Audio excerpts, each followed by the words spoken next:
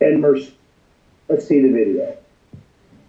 I have known Donald Trump, the President of the United States, for 40 years. He is a just man.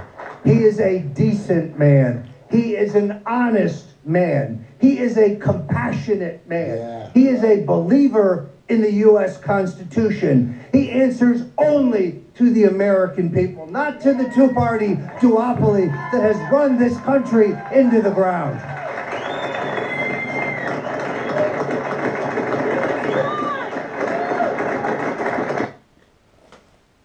What this country needs is constitution, institution, and prosperity. Back to Roger. And therefore, I appeal to the President, review this case in the name of justice, in the name of mercy, in the name of fairness. Pardon every member of the Bundy family and their supporters, and do it now. We will be posting a petition at Infowars.com and at StoneColdTruth.com to the President, urging him to review this case and, in the act of mercy and justice, pardon these patriots. Let's be clear. We will not be silenced. We will not be intimidated. We will not be censored. We will not go away, and we will not shut up. We are in this fight to the end. Now, we know that the illegal, unconstitutional, and outrageous actions of Judge Navarro, a vestige on the bench given to us by Harry Reid, the single most corrupt man in American political history, who as a casino control commission was known as Paper Bag Harry, because if you gave him cash in a brown paper bag, you could get whatever you wanted. This piece of cash in a brown paper bag, posing as a human being, is a disgrace to his state and his country.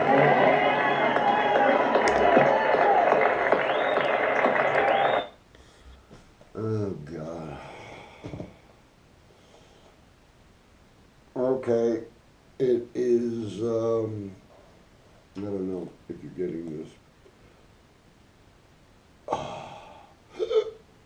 Oh, Jesus. The time is now 10:34. It is Sunday,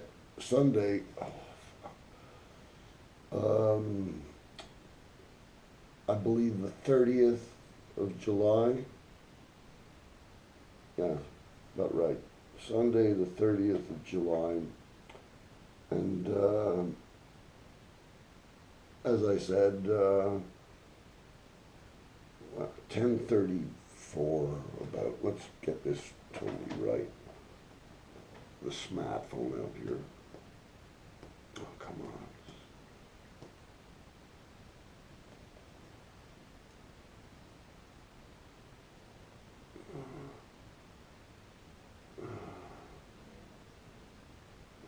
Okay, 10:33 to be exact. Exact according to my smartphone. Wonderful devices. We're surrounded by wonderful devices. So anyway, yesterday was a session. Another session. I gotta go see the old man later today. Well, got to. I'm going to. I want to. I've been neglecting him for the last 10 days here. So, gotta go talk to the old man. And of course, we're all looking forward to his 90th birthday. I don't expect to be that old. I'm 63 as we speak. So, what's new? Okay, there's a lot of shit coming down, and, you know, this case has many facets and many angles here. I've never seen so many goddamn angles. Okay, here's the Kenny News. The Kenny News. You know, just. So Nikolai, I believe, has moved to Tutland. It's a place in Denmark and over in Jutland. Basically, what it is one Skuavogn wagon type of, you know, I don't know if you guys know that, but it's just a wagon. It's possible to build a living space in such a machine. You might know them also as containers on these container ships, very convertible into living spaces for singles, mostly. I would suppose you could have a quite decent little place to go home and curl up and watch TV and shit like that, and go out and have a shit-shaved shower and a shampoo, you know, that kind of thing. Especially young and adventurous people. But anyway, that's where I believe he's gone. Strangely enough, he left his passport here, along with 16 guitars. I don't know what he's going to do with those. Hey, it's fucking hard to run with a weight of gold. Fuck off. Okay, that's that part there. So, I have a hell of a goddamn cleaning up thing to do. You know, sometimes I wonder, I mean, you know, Nikolai Russian and all that, and Sovietnik, I sometimes teasingly tell him or call him Sovietnik. But, you know, he's just one of the beans in the soup, basically. But the thing is, he's out of here, so now I think I can start cleaning up. Because this place is on the verge of becoming a fucking cholera threat, you know. What was that? I dropped my plectrum down there. Yeah, well, anyway, that's about the size of that part of the news. No, yeah, right. We had a pretty fine session yesterday. See, the thing was, there's this lady. And way back in 1967, of course she wasn't a lady back then, she was a girl who loved to sing. And she had this great big frizzy hair going on and a huge fucking vocal box, Jesus Christ, I don't know. And like my old man used to say about singers, female singers especially, that when they were really doing it, I mean, he says, man, she's ringing it, like, you know, squeezing all the water out of a dishcloth sort of thing. But the thing is, back in 1967, I can't imagine she was, you know, must have been in her early 20s. But she was singing with a band called Savage Rose, a Danish band, and how to describe them? Well, you know, there was all that acid rock going on back there in the 60s. You know, you had like, well, Grace Slick, with Jefferson Airplane out of California, I believe, was, you know, as a female singer.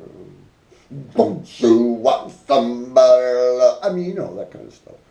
And who else can I think?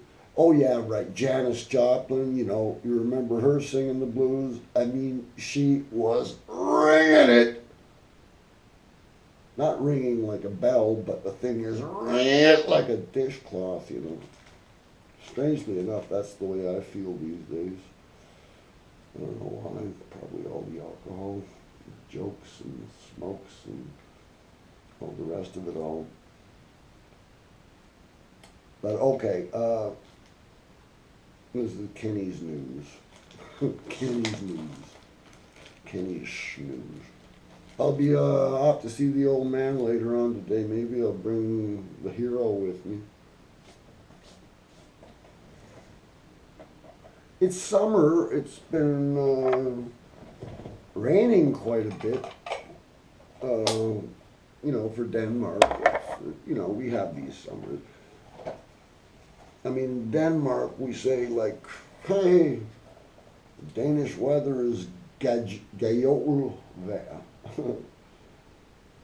I suppose the rest of the world don't know what those, but these are little bitty licoricey lozenges that are supposed to help your throat, you know?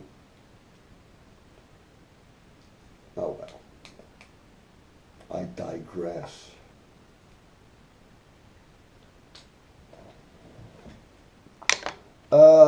Yeah, in other news,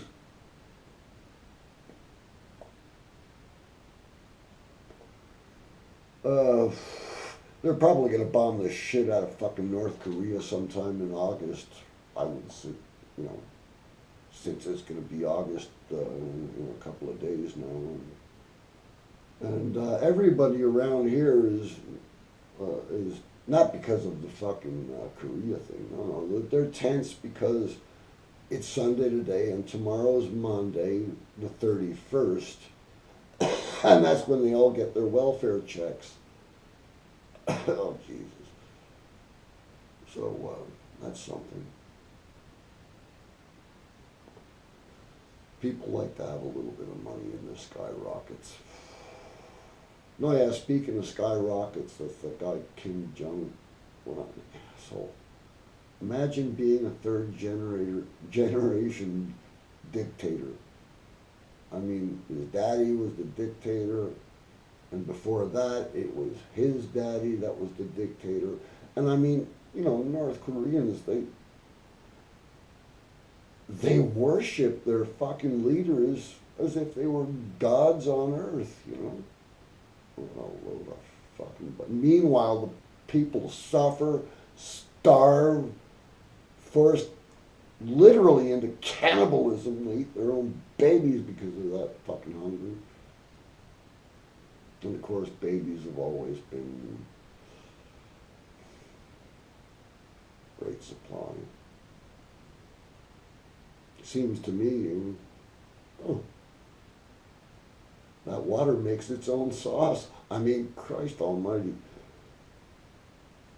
Babies, it's a fucking mystery. Where do they come from? They just seem to appear. They just pop up everywhere. Well, that's a nice thing. I like babies. Not in any edible way. I mean, it's new people, new souls. They just seem to come from nowhere. Yeah, what a wonderful world. Okay, back to the news. So, anyway, yeah, right, and hence Carl's going back to the Faroe Islands here in about 20 odd days or so. And I've got to say, I'm going to miss him. I don't believe I'll probably ever see him again.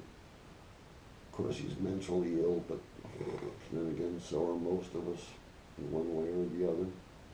And who's to measure? I mean, you know, by what meter do we measure sanity? Yeah, right, so these people with their boy god leader, Kim, well, I'll just call him Kim because they're all called Kim. I always thought that was a funny name for a boy anyway. I mean, I can see Kimberly. Oh, that's nice.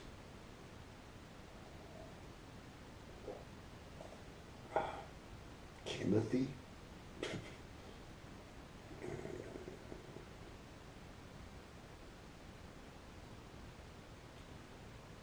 Well, we've got a lot to talk about, and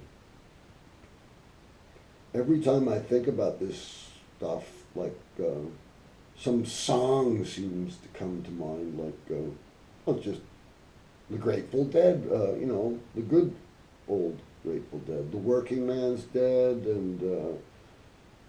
and yeah, right. American Beauty, the Rose thing. What do you call that? A motif, the rose, sort of the motif. Then there's the skull with the lightning through it. Fucking Grateful Dead. I never met any one of those guys.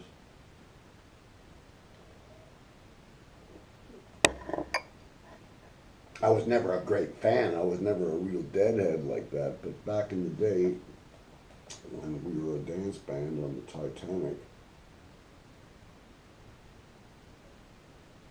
one of the guys in the band, Clovis, he was really into the Grateful Dead, but he didn't tell us. He wanted to sort of slide it in there, and I had never heard of them, you know. I mean, Christ, being the square that I was, the square that I still am, I suppose. Yeah, the square peg in a fucking round hole or whatever. But, yeah. And I was thinking if he just only played us the goddamn record, then, we could have gotten on board and played whatever song we wanted. But we were a dance band and nobody knew the Grateful Dead. We were playing Under the Boardwalk and stuff like that, and some rock and roll and whatever. It's a dance band, for crying out loud, We're not rock stars, we're not famous, we're just a working band. Oh yeah, right. Well, once again, I digress. Yesterday, we had a jam, or we were sitting around and hash, vodka, beer. I believe there was a stranger there I had never met, but anyway, he was sitting along. But Hans Carlson, he's a brilliant, he used to be, I would call him a Clapton class guitarist. Yeah. But the thing is, he's damaged goods like that. I mean, you say all that alcohol,